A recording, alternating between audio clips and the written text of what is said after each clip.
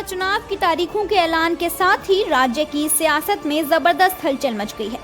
इस चुनावी माहौल के बीच बिहार की लोकप्रिय लोक गायिका मैथिली ठाकुर अचानक सुर्खियों में आ गई हैं। उनकी राजनीति में एंट्री की अटकलें जोरों पर हैं।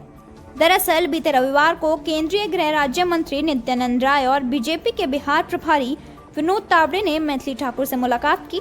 इस मुलाकात के बाद से ही मैथिली ठाकुर के भारतीय जनता पार्टी में शामिल होने और आगामी बिहार विधानसभा चुनाव लड़ने की चर्चाएं तेज हो गई हैं। सूत्रों के हवाले से खबर है कि बीजेपी ने मैथिली ठाकुर को विधानसभा चुनाव में अलीनगर सीट से मैदान में उतरने का मन बनाया है। इसी विषय में पार्टी के वरिष्ठ नेताओं ने उनसे मुलाकात की। बीजेपी नेता विनोद तावड़े ने इस मुलाकात की तस्वीर सोशल मीडिया पर साझा करते हुए इन अटकलों को और हवा दे दी है।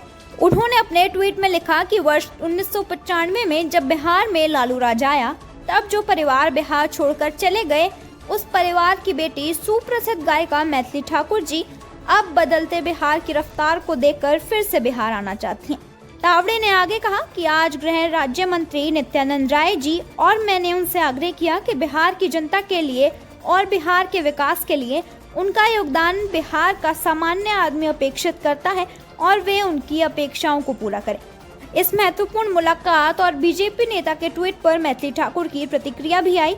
उन्होंने जवाब देते हुए लिखा कि जो लोग बिहार के लिए बड़े सपने देखते हैं, उनके साथ हर बातचीत मुझे दूरदृष्टि और सेवा की शक्ति की याद दिलाती है। मैं नित्यानंद राय जी और विनोद तावड़े जी की हृदय से सम्मानित और आभारी हूँ।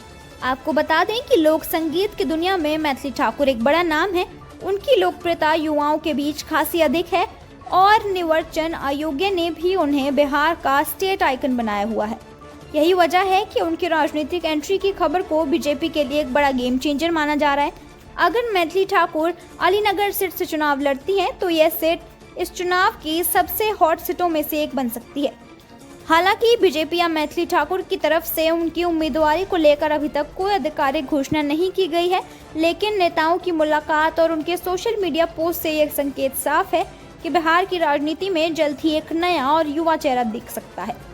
मैथिली ठाकुर का राजनीतिक डेब्यू बिहार के चुनाव को कितना प्रभावित करेगा, यह देखना दिलचस्प होने वाला है। फिलहाल सभी निगाहें बीजेपी के अलग कदम पर टिकी हैं। हम इस खबर पर अपनी नजर बनाए रखेंगे। आप देखते रहिए जन न्यूज़ नेटवर्क।